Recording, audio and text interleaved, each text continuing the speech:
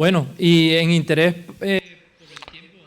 And due to the time limitations that we have, we're going to continue with the next presentation. The next student, PhD student, is Ricardo Garavito Duarte from the State University of South Dakota. Ricardo is going to be speaking about the research that he has conducted with regards to the use of DDGS in swine diets. Please, Ricardo, the floor is yours. Good afternoon. My name is Ricardo Garavito Duarte. I'm a PhD student in the State University of North Carolina. I did my master's degree in animal science in South Dakota University. And today we're going to talk about the results of my research called yeast-based high-protein DDGS as an alternative to the common use protein sources in swine diets. The content of this presentation, the introduction, is talk about the influence of feed, the main ingredients in swine diets, alternative ingredients, and weaning. So afterwards, we're going to talk about the experiments done on digestibility, on amino acid, energy, digestibility, yield, growth, and conclusions. As an introduction, the swine industry has been changing the traditional systems to industrialized system focused on industrialization of the feed, leading to an efficiency of the production. Nevertheless, the feed represents around 70% of the variable cost, in which generally it's being used as main ingredients corn and other European countries. The use of these crops is to generate energy, protein, carbohydrates, and fat, the production. Nevertheless, these ingredients have had several changes in costs. So this graph, we can see a variation during the past 10 years in the price of soybean in the United States. And in this other graph, a new variation price of corn during the past 10 years in the United States. This is due to different factors, maybe political, social, health problems like the COVID, environmental issues, that at the end of the day will impact the production.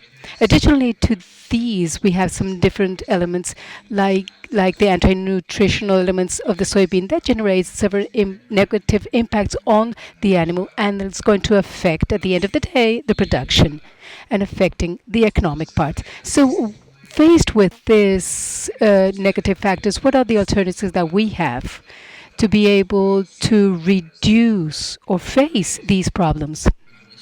Some options, we have to find strategies to reduce the cost, increase profitability or efficiency, maybe using alternative ingredients, maybe other byproducts from other industries, or using protein substitutes. Some examples for this would be, in the case of protein, we can use enzymatically treated soybean, solvent extracted canola meal, sunflower meal, cold pressed canola meal. In the case of energy, we can use ingredients like triticale, sorghum, oilseed meals, corn byproducts, but we have to consider some of the characteristics of these ingredients when we include it in the diets. In the case of the byproducts of corn, they have had a very important participation in the past decades in the production due to the fact that there is an increase of the ethanol industries, which generate some waste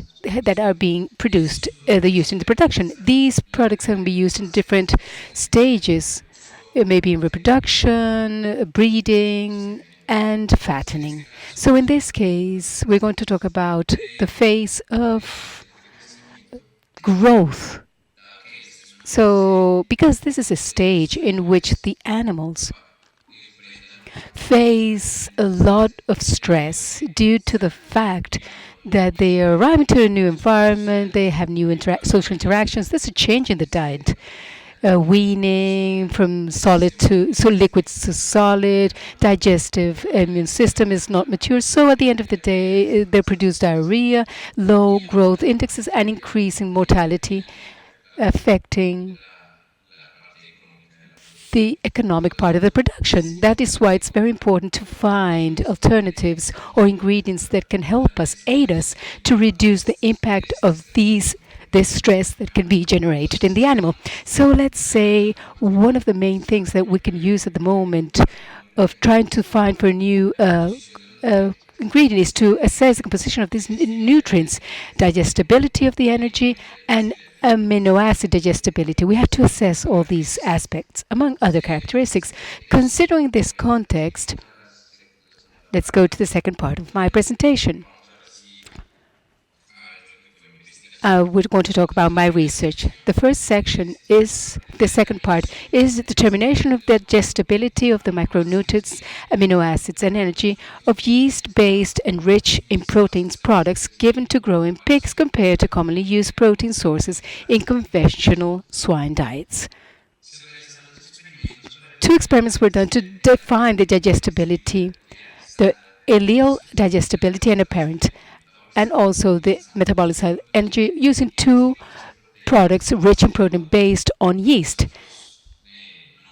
We named them like spray drying and ring spraying. These two ingredients were obtained during the general process to obtain the ethanol, where the corn goes through a milling process, fermentation, added the yeast, and finally it's mixed to obtain the ethanol.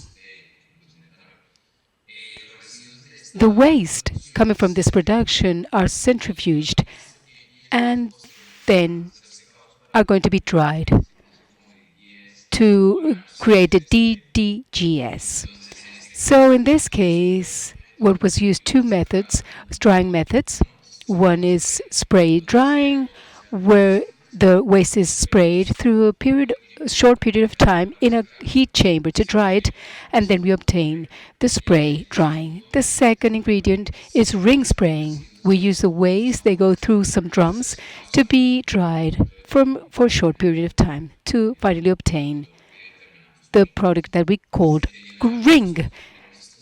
Having these two ingredients, let's go start with digestibility of amino acids. The objective of this experiment was to determine the chemical composition, the ileal digestibility, SID, and DDGS products that are given to the swine compared to the common diet.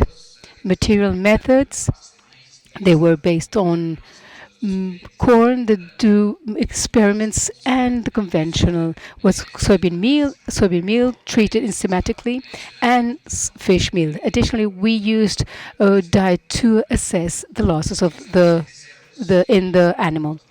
These pigs had a simple cannula in the ileum, and they were adapted to individual cages in a square 7x7, and it was based on the diets were based on the weight.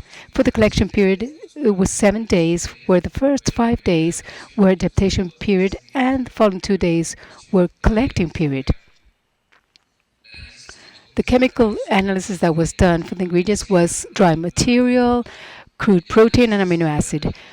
And the analysis was amino acids, ash content, crude fat, crude fiber, and FDA.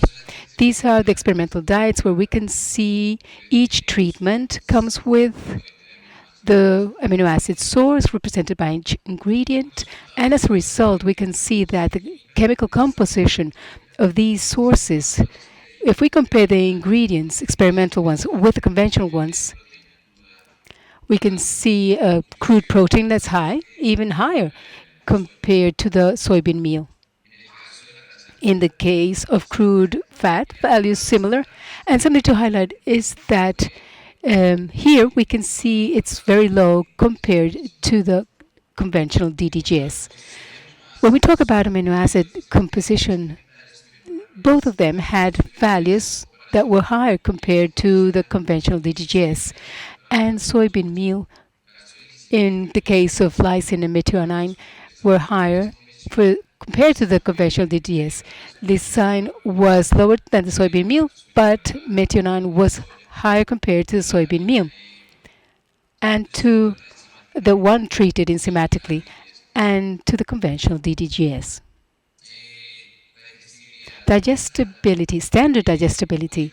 There were important differences for both treatments, where the soybean meal treated enzymatically had some values. We would expect that it were higher because the enzymes improve digestibility of the amino acids. Nevertheless, if we compare with other amino acids, in this chart we can see a comparison where for digestibility, allele of digestibility, a total amino acid, the experimental ones were similar to the soybean meal and the conventional meal. And the fish meal, according to lysine, these values were higher to the conventional DDGS and similar to the fish meal and similar to soybean meal. Methionine were the values were similar and were similar to the conventional DDDS and the soybean meal. For threonine, they had similar values as the soybean meal and fish meal. Following the experiment, we assessed the digestibility of energy. The objective of this study was to determine the metabolizable energy given into swine in growth comparison with the traditional diets. The materials and methods in the experimental were based on corn. So we had the spray, ring spray, DTGS conventional, soybean meal, fish meal. We used 30 pig defined in 3 groups, which they have a mesh and a bin to collect feces and urine. It was a cross design. The feed levels were based on weight and they were administered twice a day. These diets, the recollection of feces was done during all the 7 days, and the collecting the samples was 5 days. The chemical analysis for feces and urine was dry matter. So here we can see the experimental diets in this experiment number 2, in which each treatment had all the ingredients contributing to their energetic value. Here we can see in the chart the energy values were similar in both treatments. For the results, we can see that the energy content for the 2 experiments was higher compared to the rest of the treatments. Energy digestibility was higher in the experimental compared with the conventional DDGS soybean meal and was similar to that one enzymatically treated fish meal and corn meal. The content of digestibility was higher to the conventional DDGS and higher to corn in this case. Now, for the percentage of metabolizable energy, with the 2 experimental ingredients were higher to the conventional DDGS and similar values to the corn, soybean meal, and that treated enzymatically and fish meal. According to the metabolizable energy content, we can see that the values of all the ingredients in those experiments were superior to the corn, similar to the soybean meal and fish meal. With the company that we did these experiments, they defined that the spray ingredient was much more expensive. So for the following experiment, we only used the ring ingredient.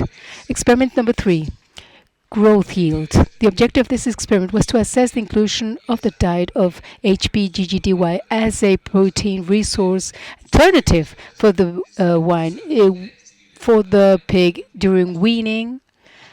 And we used 594 weaned swines in a design defined here. They were allocated in 4 groups in which the weight was defined and given food during the days 7, 14, 21, and 28. The experimental diets were these 4.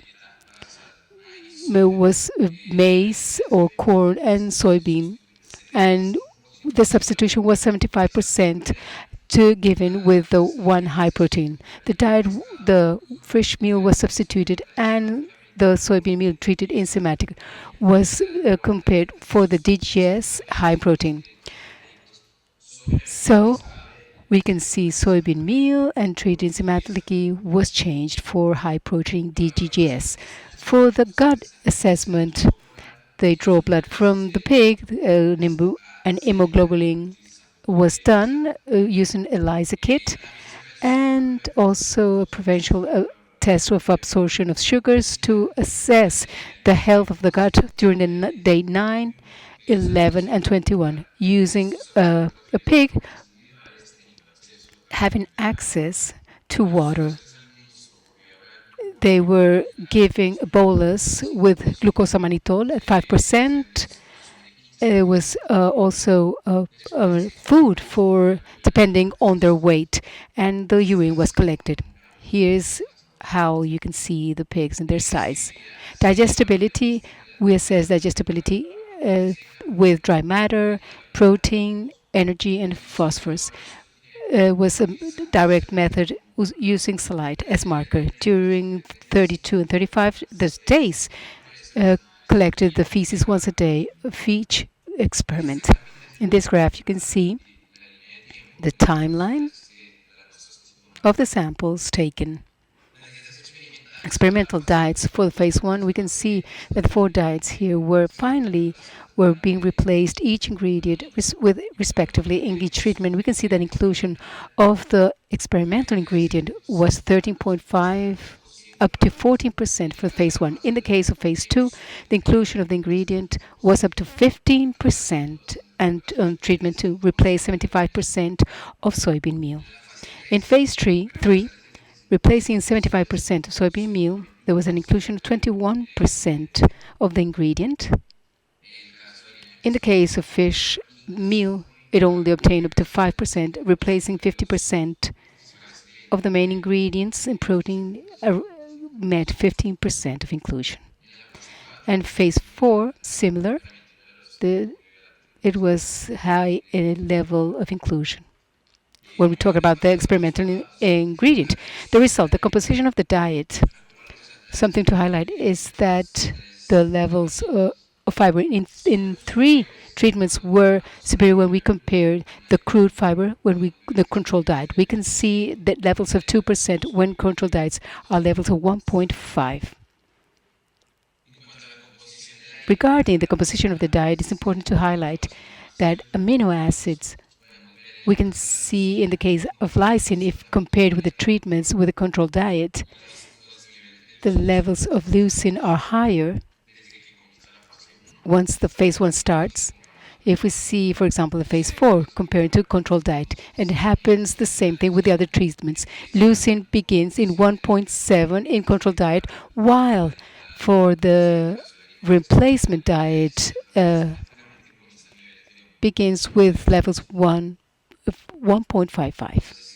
So this is the treatment, and we can see high levels, which can lead us to think that there is a possible imbalance of those amino acids in the diet.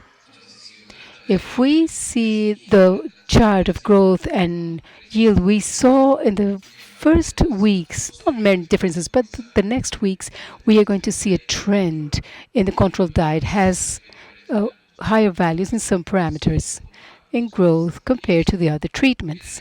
Finally, the final weeks in the control diet, there were superior values in the yield and growth parameters compared to the diets where 75% of the soybean meal was replaced.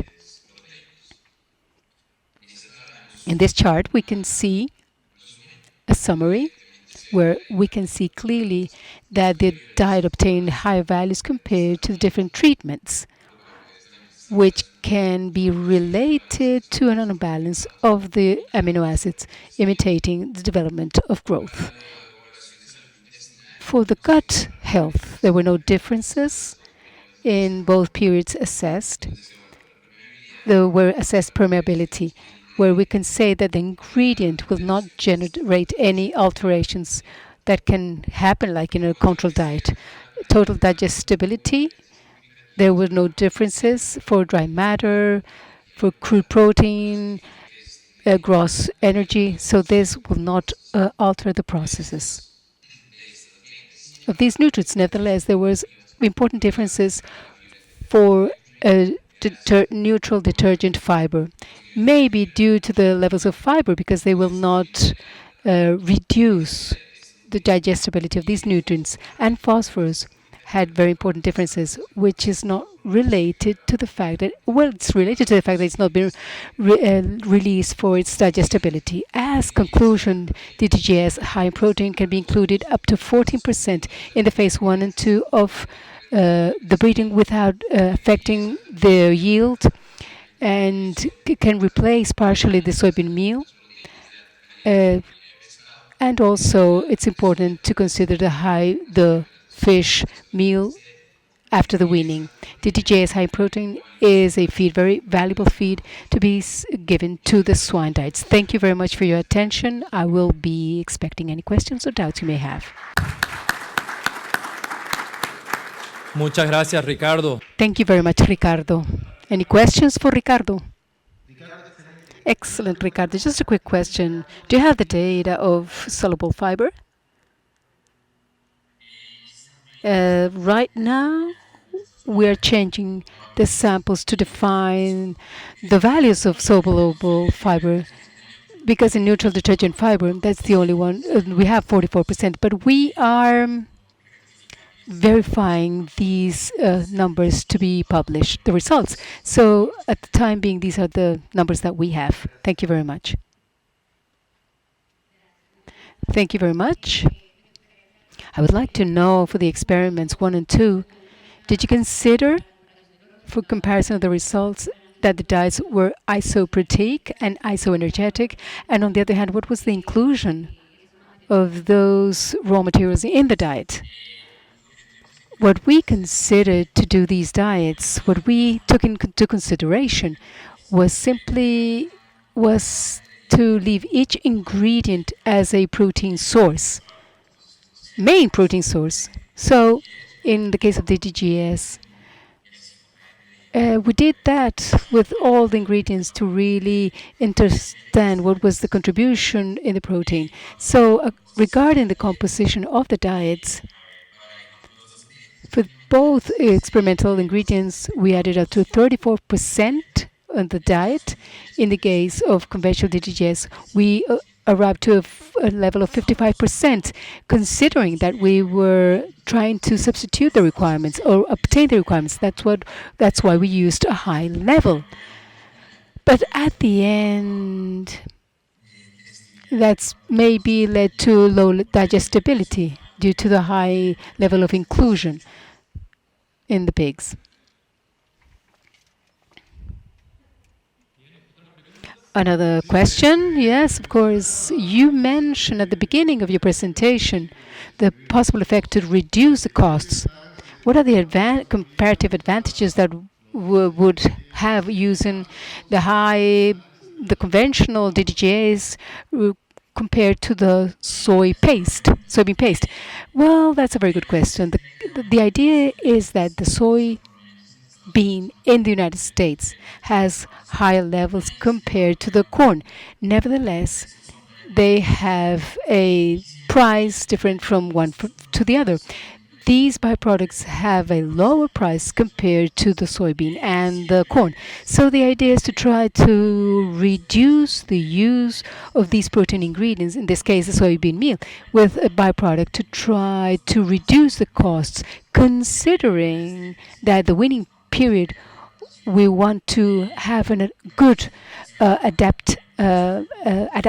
adaptation process. So to reduce that inclusion of soybean meal, we can use in a way a much more cheaper product. So the idea has always been to try to reduce the use of these protein ingredients that are much more expensive, and the costs are defined by different factors I just mentioned.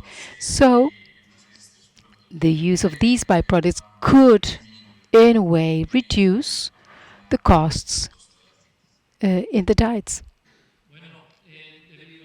Due to the time constraints, Ricardo, we will end this session. But if anybody has any questions, please send me the question. I'll just send the question via email to Ricardo. Okay? Thank you very much, Ricardo. Thank you.